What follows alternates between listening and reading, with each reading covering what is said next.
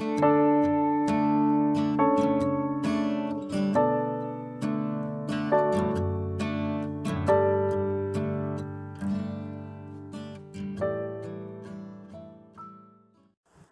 시간 주님께 안녕하세요. 대강교회 오훈 목사입니다. 12월 24일 화요일입니다.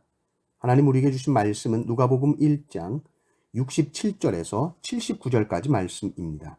그 부친 사가랴가 성령의 충만함을 받아 예언하여 이르되 찬송하리로다 주 이스라엘의 하나님이여 그 백성을 돌보사 속량하시며 우리를 위하여 구원의 뿔을 그 종 다윗의 집에 일으키셨으니 이것은 주께서 예로부터 거룩한 선지자의 입으로 말씀하신 바와 같이 우리 원수에게서와 우리를 미워하는 모든 자의 손에서 구원하시는 일이라. 우리 조상을 긍휼히 여기시며 그 거룩한 언약을 기억하셨으니 곧 우리 조상 아브라함에게 하신 맹세라. 우리가 원수의 손에서 건지심을 받고 종신토록 주의 앞에서 성결과 의로 두려움이 없이 섬기게 하리라 하셨도다. 이아이여 네가 지극히 높으신 이의 선지자라 일컬음을 받고 주 앞에 앞서가서 그 길을 준비하여 주의 백성에게 그 죄사함으로 말미암는 구원을 알게 하리니 이는 우리 하나님의 긍휼로 인함이라. 이로써 돋는 해가 위로부터 우리에게 임하여 어둠과 죽음의 그늘에 앉은 자에게 비치고 우리 발을 평강의 길로 인도하시리로다. 하니라. 아멘. 이제 세례 요한이 태어납니다. 요한의 아버지 사가랴는 더 이상 불신의 마음이 아니죠. 사가랴는 하나님께서 일하시는 것에 대해서 배웠습니다. 자신의 믿음 없음을 회개했고 하나님의 뜻을 따라가게 됐습니다. 그것을 알 수 있는 것이 바로 이 이름을 천사가 말한 대로 요한이라고 짓습니다. 사람들은 다 사가랴의 이름을 따라서 그대로 사가랴라고 짓자고 하죠. 보통 명망 있는 집안이 아들 이름을 지을 때 아버지 이름을 그대로 따라 짓곤 합니다.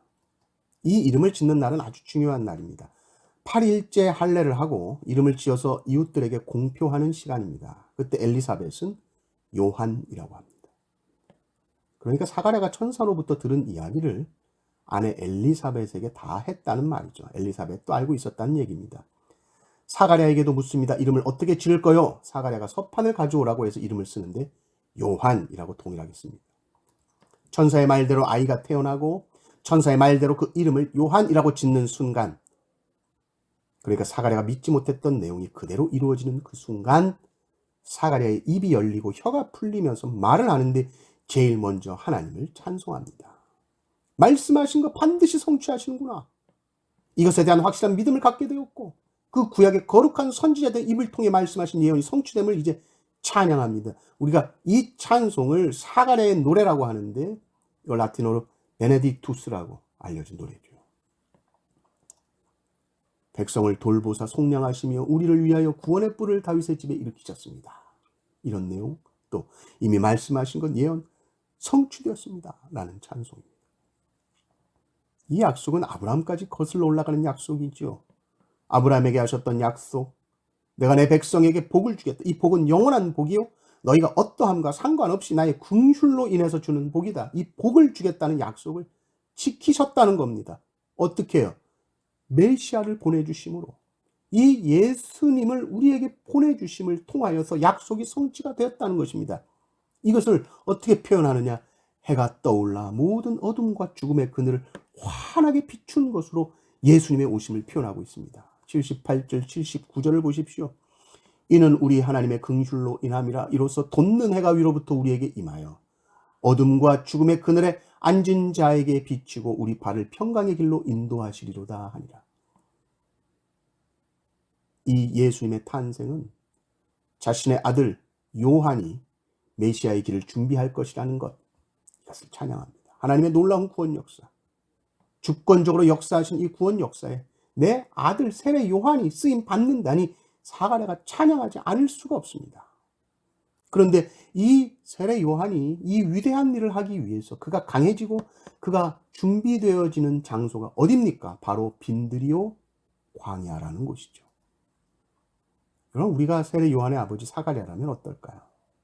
하나님의 크신 섭리 가운데 느지막이 태어난 이 아들, 근데 이 아들이 할 일은 예수님, 메시아가 오실 길을 예비하는 일이다. 우리는 자녀에 대해서 이 정도 알 뿐이죠. 사가랴가 나중에 자기 아들 요한이 이 로마의 타락과 부패함을 비판하고 헤롯에게 직언을 날리고 감옥에서 어떤 죽음을 당하게 될지 몰랐겠죠. 알 수 없죠. 오히려 이런 것을 알았다면 찬양 못했을 수 있지 않을까 싶어요. 하나님의 뜻을 따라 산다는 것. 우리는 한치 앞을 알지 못하지만 우리가 분명하게 아는 것은 최후의 승리는 우리가 확실하게 믿습니다. 그리고 그 최후 승리를 알기 때문에 찬송할 수 있습니다. 그러나 그 일을 이루어가는 과정은 결코 쉽지 않습니다. 아무도 없는 빈들, 광야, 철저하게 하나님만을 의지하고 소망하고 바라보는 그 훈련을 통해서 세례 요한이 아주 강하게 연단되는 것입니다. 우리가 찬양하는 것은 고난이 없어서 찬양하는 것이 아니라 최후의 승리를 바라볼 때 찬양할 수 있습니다. 결국 하나님께서 요한을 통해 예수님의 오실 길을 예비하게 될 것이지만은 세례 요한이 간 길은 정말로 짧습니다. 주님 오실 길 예비하다가 주님 오시니 바로 역사의 커튼 뒤로 들어가죠.